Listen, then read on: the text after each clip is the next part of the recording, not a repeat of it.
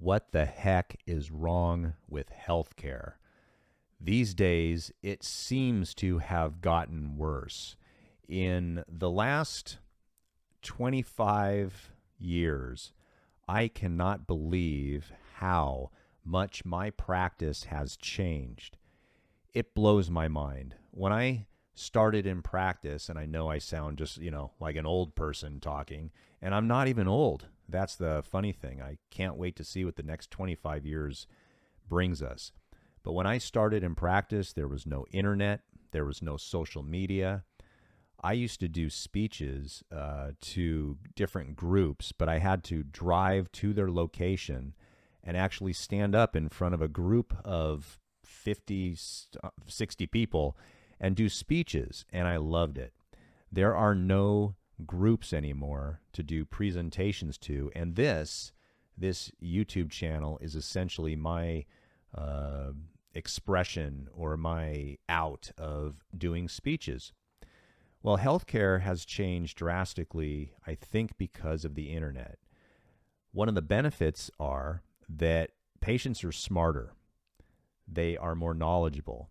In my time when I was in school, the only way to get medical information was to go to the medical library and essentially pull out a textbook and study that textbook and do research in that way. Other than having textbooks, there was no way to learn anything in terms of medical procedures.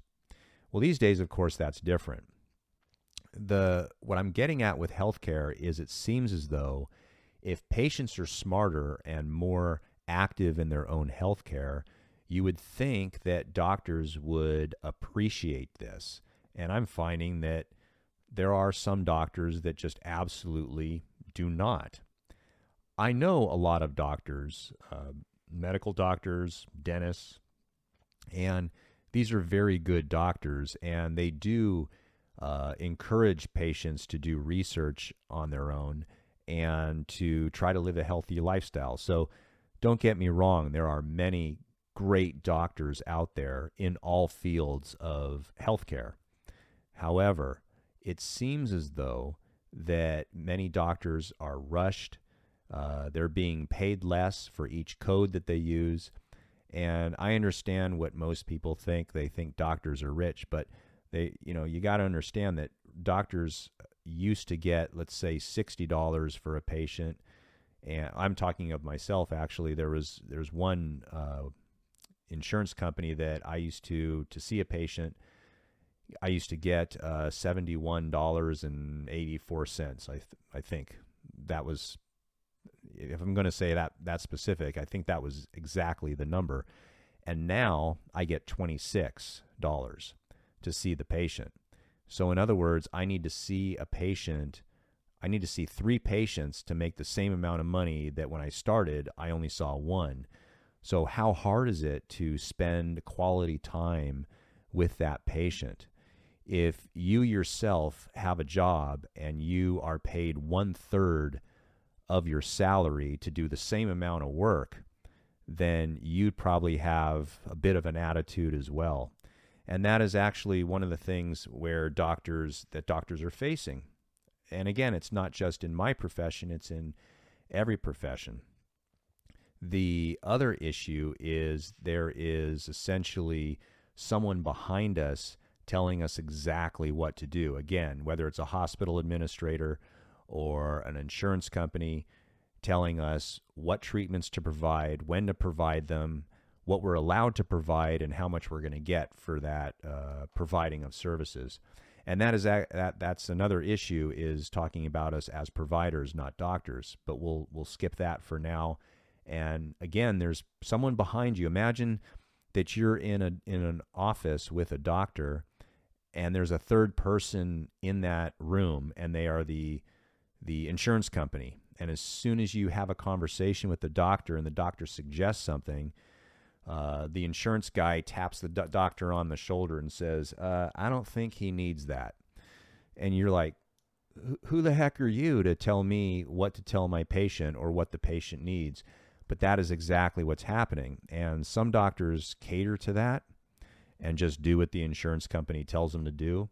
Other doctors, myself very often, if the insurance doesn't pay for something and I think the patient needs it, I will at least let the patient know. And if the patient decides to pay for those services, that's great. If they don't want them, then that's totally up to the patient. But the patient, there should not be censorship where the doctor is told what to say or what not to say. And this really boils down to the last part of this presentation, is that doctors are not doctors anymore. They're providers. And that is the most frustrating thing, is that you are not called a doctor. It's as if you're not supposed to think. You're supposed to provide services that are paid for by the insurance company or the hospital or whoever the person in charge is. And if you don't provide those services the way that we want you to provide those services, then we will find another provider. Again, if you were an engineer and you were asked to build a building and use your knowledge of how to do your job, but then someone who was basically a penny pincher told you, no, I don't think you need to use that structure. I don't think you need to use that type of metal. Let's use a cheaper metal, that type of thing. You would probably have an attitude. And that's the unfortunate reason why doctors are having a hard time these days providing the greatest service possible to a patient. We're paid not what we used to and are used to be paid. We're basically told what to say, when to say it, and we're censored, and we're not even called doctors anymore. So use that as a food for thought. And what is the solution to this? I don't know, but I hope I'm going to see it in the next 25 years that I hope to be still in practice. We will see. If you are smart, and if you're watching my YouTube channel, I'm willing to bet, based on the comments that I get in the description of each video, that about 98% of you are extremely smart. That 2% really makes some fun comments, and I enjoy your comments, the 2%, but wow, But then for the 98% of you who are really smart, you really need to start thinking about taking charge of your own health care. And what I mean by that is, instead of worrying about disease, start trying to improve your overall health. There's a number of things that you can do. You can do exercise, you can do mental training, you can do physical training, you can do cardiovascular training, you can take supplements. There are a number of things that you can do, and hopefully my YouTube channel has provided some guidance or some ideas to try to improve your overall health, particularly with the various supplements that will help you lower your blood pressure. So if you have any questions that you would like to ask me, and I don't answer them in the comment section, then you're free to call my office and set up a phone or Zoom consultation. There is a fee for that, and I'll tell you in just a moment how to do that. But I will tell you about the video sponsor that has a magnesium supplement. It's a great supplement. And then I will tell you the details of how to get a hold of me for a Zoom or phone consultation.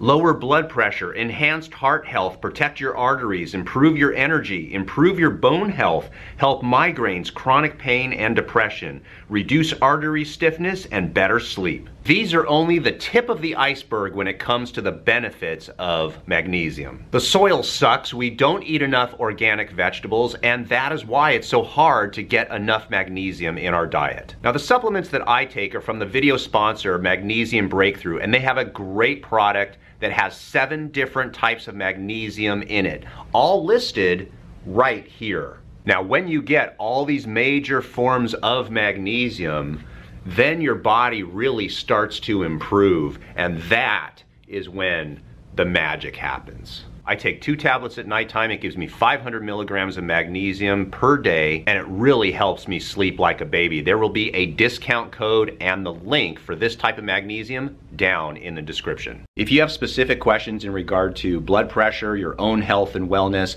we actually do Zoom appointments as well as telephone appointments. We do these Zoom and telephone appointments from all around the world.